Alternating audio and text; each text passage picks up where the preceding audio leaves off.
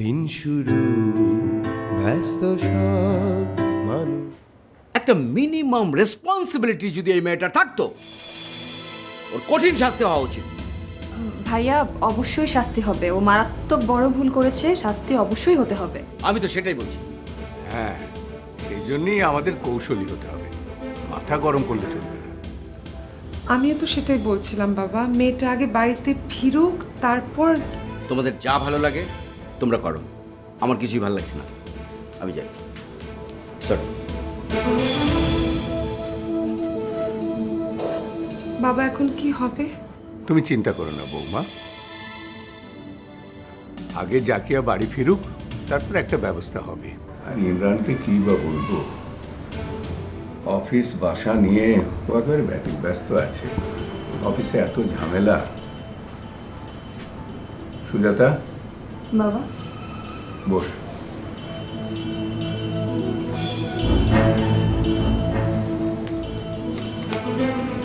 তোর নিজের কথা তো কিছুই বললি না, কেমন আছিস? এই তো বাবা, আমি ভালোই আছি। কেন এসব কথা বলছিস? আমার বয়স হয়েছে, তোরা আমার সন্তান, কেন আমার কাছে লুকোচ্ছিস? ভালো না থেকে কেন বলছিস ভালো আছিস?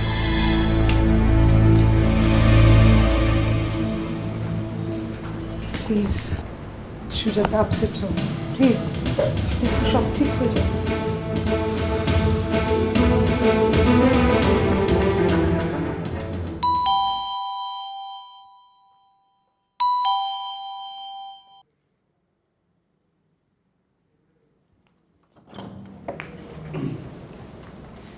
স্যার আপনি?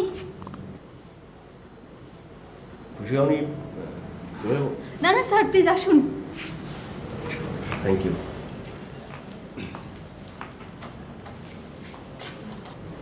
বসুন স্যার।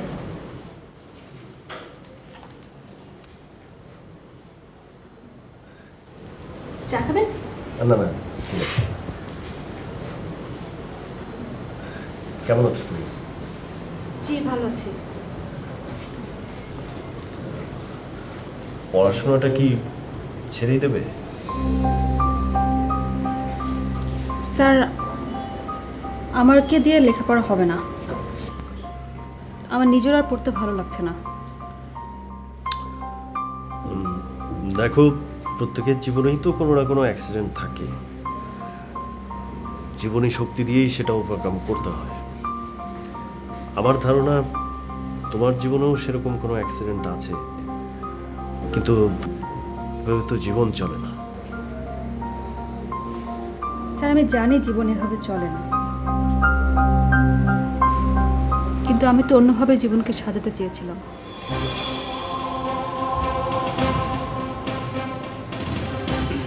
মনে হচ্ছে সেটাও আর সম্ভব নয়।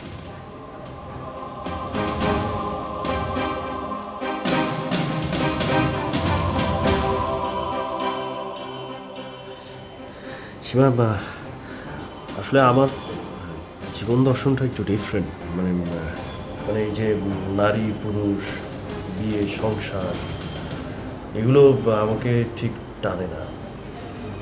মানে আমি এই পড়াশোনা, থিসিস, ইতিহাস, ঐতিহ্য, এগুলোর সাথে নিজেকে জড়িয়ে ফেলেছি। এখন একজনের জীবনের জন্য তো আরেকজনের জীবন নষ্ট হওয়ার কোনো মানে নেই।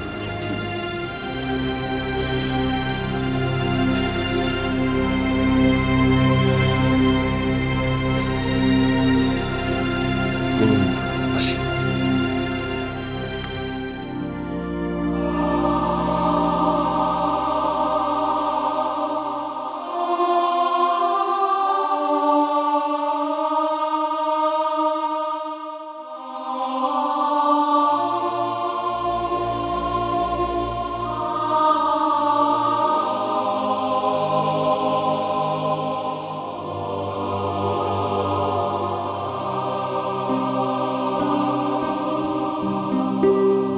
মানুষ নগরে স্বপ্ন সে চেয়ে চলে দু চোখ জুড়ে,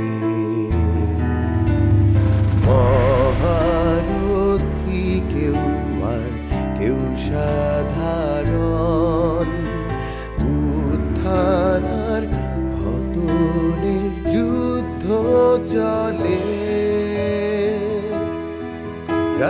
দিনে রং বদলানো হাজার মানুষের চাওয়া পাওয়া অতিথি commercial area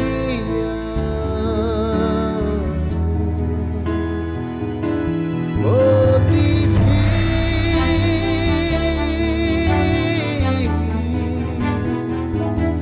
commercial area তুমি এইখানে? কেন বলো? আমি তো সারা বাড়ি তোমাকে খুঁজছি।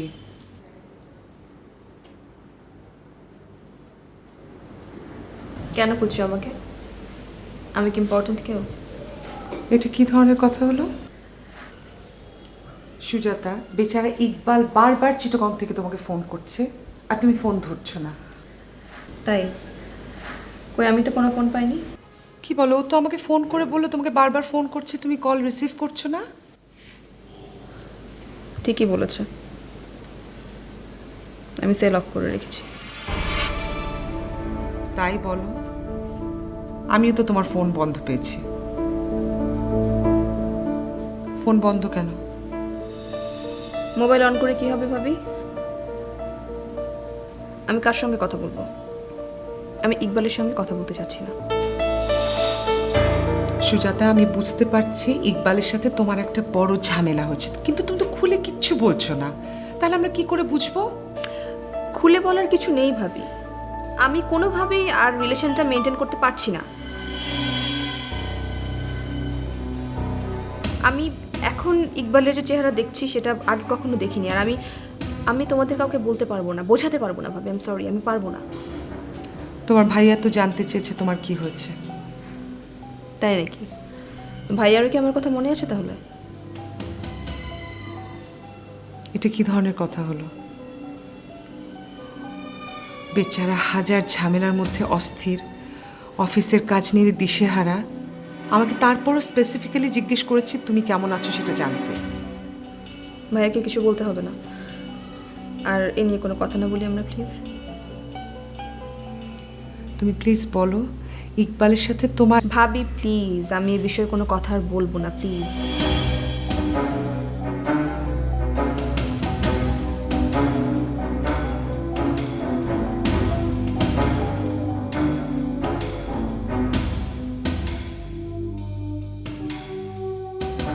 সবগুলো বিষয় তুমি খেয়াল করে দেখেছো? জি স্যার। স্যার, বলো। নতুন যে মেয়েটা জয়েন করলো, জানেন তার বেতন স্কেল কত? অফিস কবে বিজ্ঞাপন দিল, কবে ইন্টারভিউর জন্য ওকে ডাকলো, কবে অ্যাপয়েন্টমেন্ট লেটার দিল, এর কিছু আমি জানি না। এটা আমার কাছে একটা খেলা মনে হচ্ছে। আমার মনে হয় কি স্যার জানেন? কেমন? হ্যাঁ আলিশা। স্যার একটা সিগনেচার লাগবে স্যার। কিসের সিগনেচার?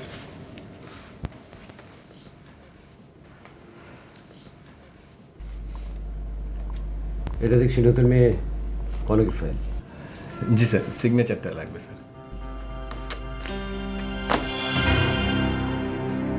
না, আমি সিগনেচার করবো না। তোমরা যখন আমাকে না জানিয়ে, আমাকে না বলে নিয়োগ দিয়ে দিয়েছো, তাহলে আমার সিগনেচার কী দরকার?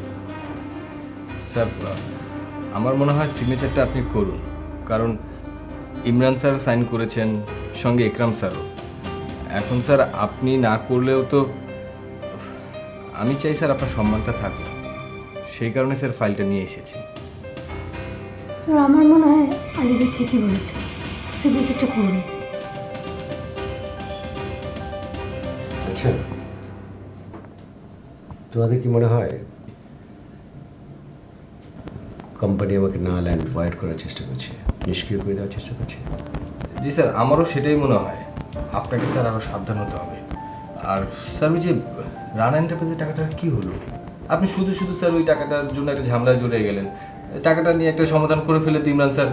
প্লিজ তোমরা যাও তো এখন, যাও। ঠিক আছে স্যার, আমরা আসি। স্যার ফাইলটা আমি দেখবো।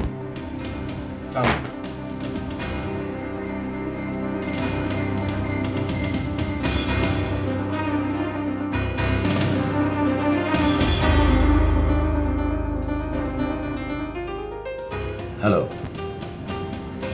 আজকে মিটিংটা ঠিক আছে? 8টায়। I will be there right in time.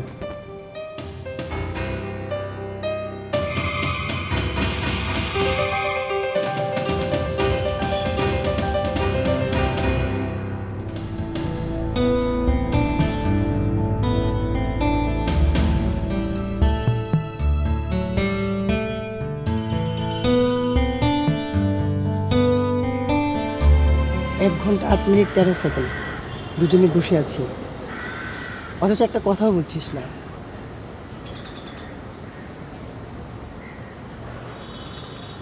Raunak, তুই আমাকে বিয়ে করবি? মানে তুই তো আমাকে পছন্দ করিস, আমাকে ভালোবাসিস, তাই না? বিয়ে করবি তুই আমাকে? কি হয়েছে তোর সীমা? আমার মনে হয় তুই স্বাভাবিক নেই। আমাকে ড্রাঙ্ক মনে হচ্ছে তো? মানুষ মদ খেলে মাতাল হয় না, তাছাড়া মাতাল হওয়ার মধ্যে একরকম ক্রাইটেরিয়া আছে। সীমা শোন, আমি অনেক দিন থেকে জানি তুই জাহিদ স্যারকে খুব পছন্দ করিস। বিয়ে যদি করতেই হয় তাকে গিয়ে বল, তুই না পারলে বল, আমি বলি। দেখ রনক, আমি তোকে এখানে ডেকেছি তুই আমাকে বিয়ে করবি কিনা সেটা জিজ্ঞেস করতে। তোকে আমি ঘটক পাখি ভাই হতে বলিনি, ম্যাচ মেকারকে করতে বলিনি, ঠিক আছে? আর জাহিদকে বিয়ে করতে হলে ওকে আমি নিজে জিজ্ঞেস করতে পারবো, তোকে দিয়ে নিশ্চয়ই বলাতে হবে না। তুই এত রেগে যাচ্ছিস কেন? তুই আমাকে এত সুখের সুখের কথা শোনাচ্ছিস যে আমি রাগ না করে পারছি না। বিয়ে করবি কিনা বল। শোন, বিয়ে করাটা এত সহজ না, বললাম আর হয়ে গেল। তাছাড়া আমি এখন স্টুডেন্ট, বিয়ে করে তোকে খাওয়াবো কি, রাখবো কোথায়? আমাকে তোর খাওয়াতেও হবে না, কোথাও রাখতেও হবে না। তুই জাস্ট আমাকে বিয়ে করবি, তোর কোনো রকম দায়িত্ব পালন করতে হবে না। ব্যাপারটা আরও জটিল হয়ে গেল না? দেখ, তুই যদি আমাকে ভালোই বাসিস, বিয়ে করতে চাস, তাহলে করে ফেল, এত কাউডের মতো কথা বলছিস কেন?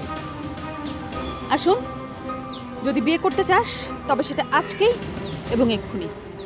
এক্ষুনি? হ্যাঁ, এক্ষুনি। আশেপাশে কোনো কাজে অফিস থেকে সেখানে গিয়ে বিয়ে করে ফেলবি, ঠিক আছে? আরে বুকা, আমরা বিয়ে করব, জাহিদ স্যার থাকবে না, বিপুল থাকবে না, তা কি করে হয়? ওকে, আমি বুঝে গেছি। তুই তোর বিপুলকে নিয়ে, তোর জাহিদ স্যারকে নিয়েই থাক, কাওয়ার কোথাকার।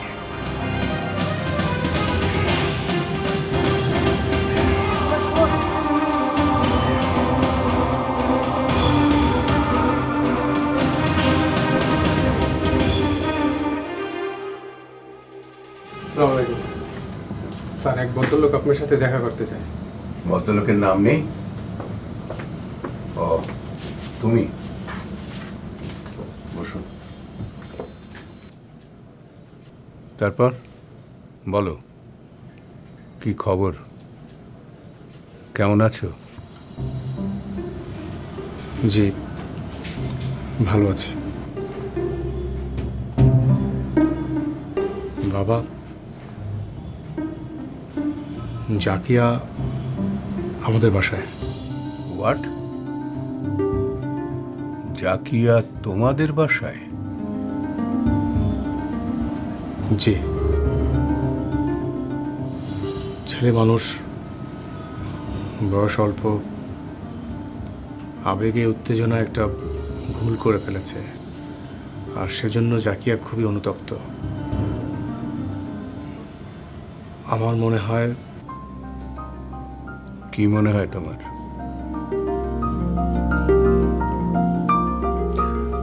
আমার মনে হয় জাকিয়াকে বাসায় নিয়ে আসা উচিত। আপনি বললে আমি নিজে গিয়ে বাসায় দিয়ে আসবো। আমিও চাই বাসার মেয়ে বাসায় ফিরে আসুক,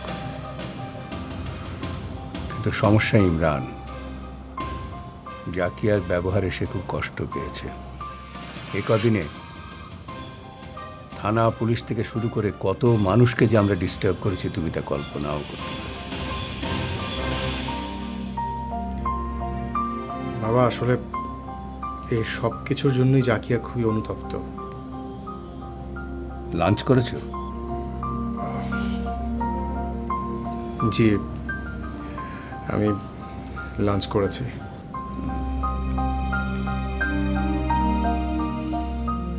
বাবা আমি তাহলে জাকিয়াকে নিয়ে আজ রাতে বাসায় আসছি। আপনি ইমরান ভাইকে বোঝালে তিনি অবশ্যই বুঝবেন।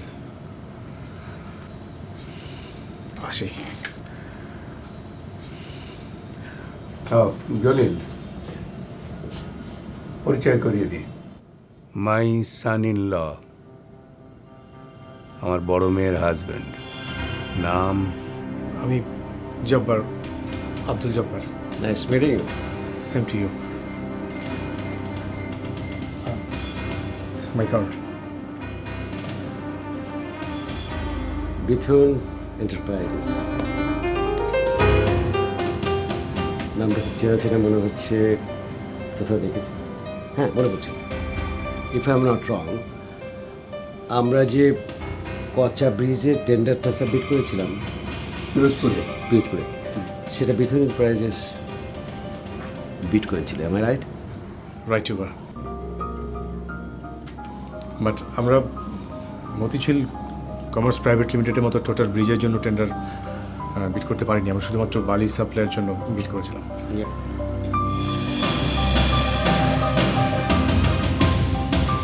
আমি আসি। শিওর। আসসালামু আলাইকুম। আসসালামু আলাইকুম। বসো। তোমার জামাতা অনেক হ্যান্ডসাম।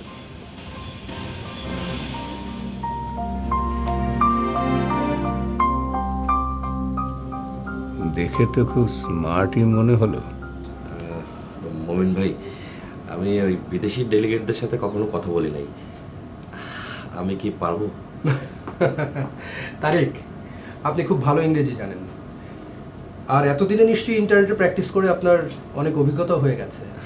তাছাড়া আসাদ তো আপনার সাথে থাকছেই। ওই তো আসাদ এসে গেছে। আসাদ, ডেলিগেট অ্যাটেন্ড করেছেন? হ্যাঁ করেছি। তারিক ভাই, ভয়ের কিচ্ছু নেই। বিদেশিরা অত্যন্ত ভদ্র, আর ওদের সাথে কথা বলার কিছু নেই। ওরা তেমন কোনো ঝামেলা করে না। আর আপনি তো বেশ ভালো ইংরেজি জানেন, এতেই হয়ে যায়। সরি। হঠাৎ করে এই ডেলিগেট অ্যাটেন্ড করার কাজটা যে কেন ইমরান ভাই আমাকে দিল, আমি ঠিক বুঝতে পারলাম না। কারণ আছে তারিক সাহেব, কারণ আছে। এই মতিঝিল কমার্স প্রাইভেট লিমিটেডের মধ্যে আমাদের ইমরান স্যার তার নিজস্ব একটা টিম গঠন করতে চাচ্ছেন, আর সেই টিমের আপনিও একজন। অফিসের ভিতরে আবার কিসের টিম? অফিসটা তো তাদেরই, তাই না? সবই ঠিক আছে, কিন্তু খেলার মধ্যে খেলা আছে না। জলিল আকান্ত এই মতিঝিল প্রাইভেট কমার্স লিমিটেডের একজন ডিরেক্টর, অনেক ঝামেলা পাকাচ্ছেন, ষড়যন্ত্র করছেন, মূলত তাকে ট্যাকেল দেবার জন্য। এনিওয়ে, আপনাকে আমি পরে সব বুঝিয়ে বলবো।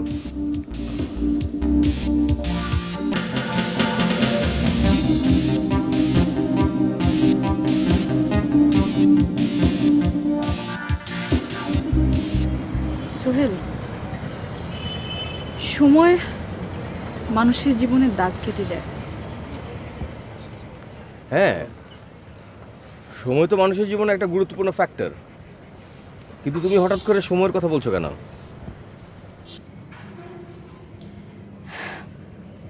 এই ধরো, তোমার সাথে যদি আমার আরও কয়েকটা বছর আগে পরিচয় হতো, তাহলে হয়তো আমার এই অভিশপ্ত জীবনটা অন্যরকম হতো, অথবা হতে পারতো।